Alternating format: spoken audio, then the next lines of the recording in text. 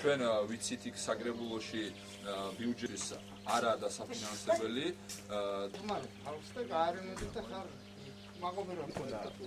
ხელვაჩაურის საკრებულოს ბიუჯეტს და ბახსაც პირდებით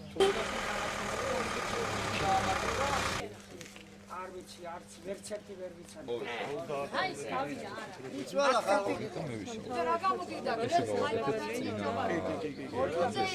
ბახს ვითხოვთ, ორი შვილი მყავს, ერთს ქალაქში ვატარებ, მეორე მიყმანავ და არაფრით არ ქნეს. სოფელში უნდა დააკმაყოფილოთ ბავშვი. ჭანაში კიდევ იყვანი ადგილია, რასაც ვიყვანო ებაღნები. რაც გლეხი ადამიანი პარლამენტის საუბარს ვუყურებ, დარწმუნებული ვარ, არაფრის იმედი არ გვაქვს ხალხს. არაფრის იმედი, სულ არაფრის იმედი, რა ვიცი. მე ასე ყველა თქვენთაგან ისახლა ვინც სკამების ვინიბძით, მაგენის იმედის არ მაქვს არაფერი.